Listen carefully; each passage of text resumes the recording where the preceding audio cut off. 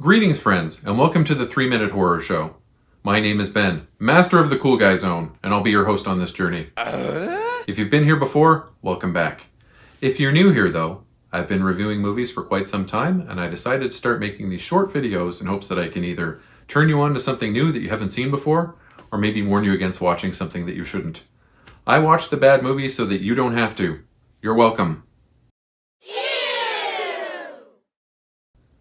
Today I'm going to be reviewing the movie Village of the Damned from 1995, directed by horror master John Carpenter, and apparently he actually rewrote the script for this movie as well. This is a remake of the movie by the same name from 1960, which was an adaptation of a novel called The Midwich Cuckoos, written in 1957. Let's review. We are introduced to the folk of the small town of Midwich in rural USA. These people include Christopher Reeve, the doctor, Crocodile Dundee's main squeeze, Linda Kozlowski, the school principal, and the local priest, Mark Hamill. At 10 a.m. one morning, during the church barbecue, everyone in town is knocked the F out. I mean out like a light. Sleepy time. Even the pets.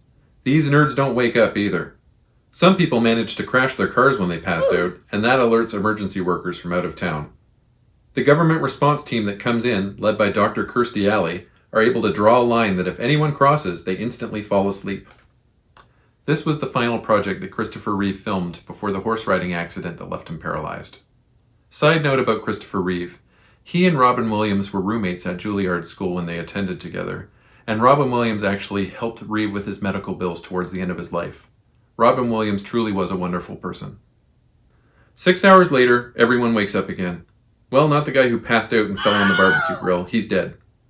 When everyone wakes up, a bunch of women are now insta-pregnant, even a virgin who is played by Meredith Salinger from The Legend of Natty Gann.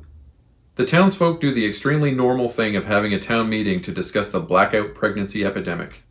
Dr. Kirstie Alley says that the government will pay them a stipend to have their babies, as long as they allow their children to be tested regularly. All 10 of these ladies have their babies on the same night, but one baby doesn't survive. The noodling guitar soundtrack to this film sounds so much like the town theme from the first Diablo game that I kept having nostalgia flashbacks. Time passes, and these kids are all blonde-haired, look roughly the same, and they're smart as all get out. One morning, one of the kids makes her eyes glow blue and mind controls her mother into sticking her arm into a pot of boiling water. Then she makes her jump off a cliff. This is our first clue that these kids are, in fact, bad guy boss babies. This one particular kid, the daughter of Christopher Reeve, is the leader of the bad guy boss baby gang, and now they're terrorizing the town.